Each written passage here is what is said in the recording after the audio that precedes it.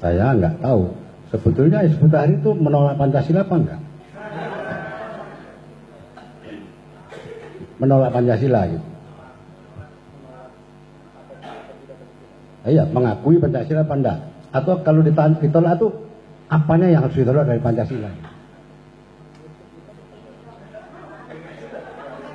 Hah? Di mana? Keliru, Anda menganggap Pancasila sekuler itu salah.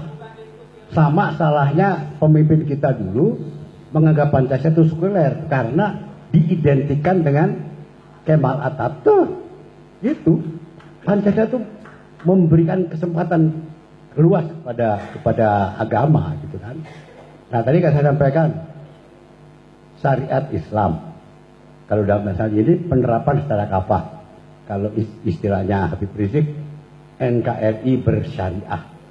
Itu sudah kita coret tanggal 18 Agustus. Pada tataran Undang-Undang Dasar tidak ada lagi.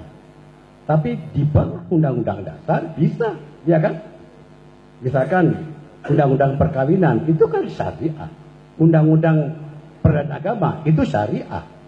Di bawahnya lagi Inpres mengenai kompilasi hukum Islam itu syariah.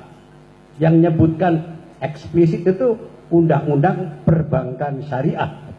Nah, yang belum kan hukum pidana Islam. Ya mampu diperjuangkan. Kalau memang di parlemen itu ya jalan. Gitu. Tanpa perlu merubah NKRI menjadi khilafah. Gitu. Ya kan? Tidak perlu berubah. Nah, ada yang saya garis bawahi. Tadi kan seakan-akan yang kita tolak itu demokrasi dan neoliberalisme. Saya nggak tahu. Neoliberalisme itu tidak sesuai dengan Pancasila, jelas. Nah, sekarang istilah kan luas. Pengertian orang tentang neoliberalisme aja macam-macam. Sekarang yang kita tolak dari neoliberalisme itu apa? Gitu kan? Ketidakadilan sosial kan? Di mana nggak sampai 1% orang Indonesia menguasai lebih dari 50% aset. Itu tidak perlu mengganti Pancasila itu. Itu kan perlu kebijakan pemerintah. Perlu undang-undang ataupun peraturan pemerintah yang dirubah gitu kan.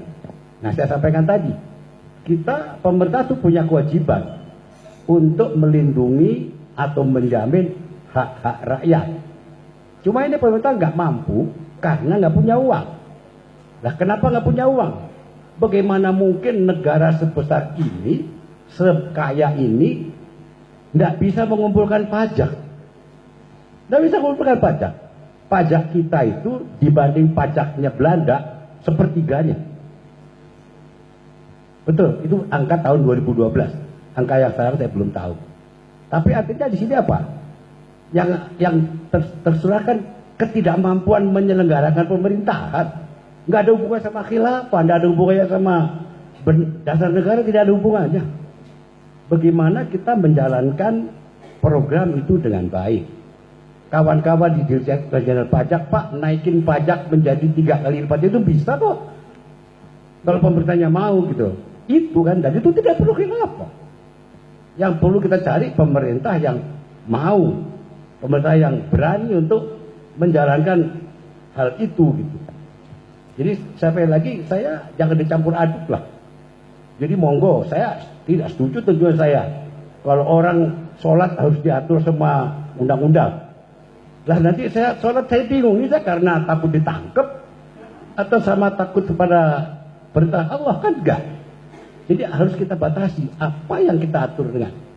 Enggak ada yang melarang syariah, enggak ada kok. Siapa yang melarang syariah? Anda boleh sholat, Anda tidak sholat juga boleh.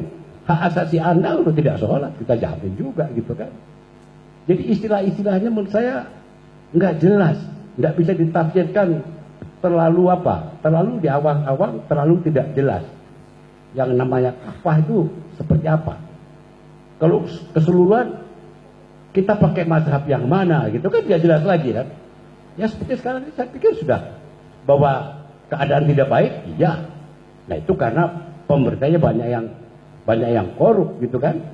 Kemarin yang Bupati Klaten ditangkap karena minta pungutan. Hampir semua bupati juga begitu. Emang ada nih bupati yang kayak gitu? Adalah, teman, bisa dihitung dengan jari kan. Dan itu sebetulnya masalah kita. menegakkan hukum, memerangi korupsi. Kalau itu diselesaikan, kita bisa mendidik rakyat dengan baik, kita bisa mengurangi gizi buruk yang sedemikian, kita bisa memberikan pelayanan kesehatan dengan baik. Nah, itu bagian dari keadilan sosial dan itu Islami. Itu saja dari saya.